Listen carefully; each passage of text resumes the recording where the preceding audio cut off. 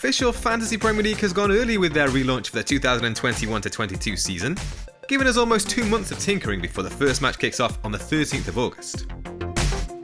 The first thing to note is that the rules and chips have stayed exactly the same. No changes there.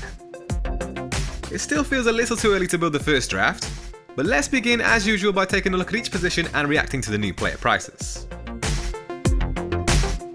Unsurprisingly, Emi Martinez has made the leap up from 4.5 to 5.5, after finishing as the top scoring goalkeeper last season.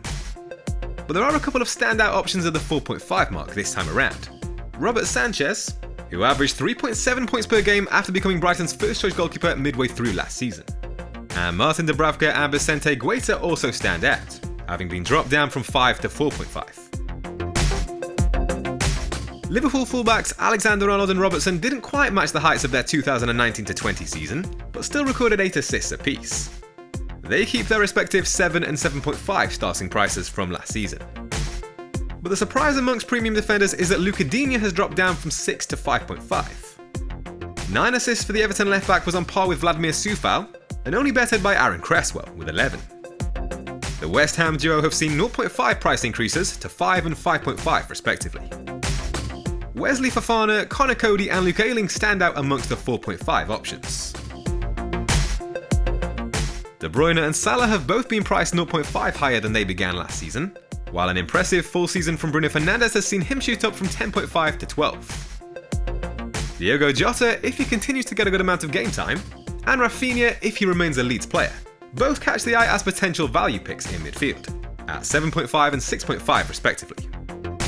Chelsea midfielders could also prove great picks, having now had a full season to settle under Thomas Tuchel.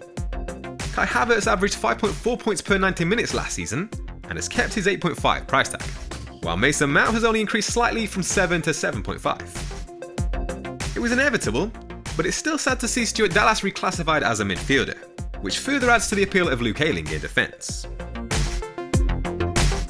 And finally, we move on to the forwards, where it's no surprise to see Harry Kane joining Salah on 12.5, a considerable jump up from the 10.5 he started at last season.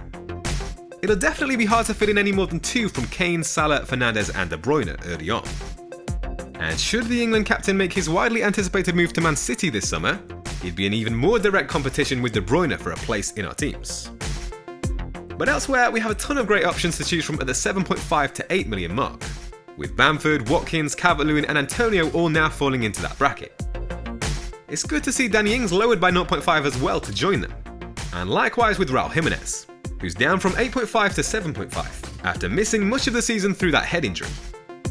Question marks remain there, with him missing so much action, and with the change in management at Wolves, but there's definitely potential for value. So those are some initial thoughts on the new prices.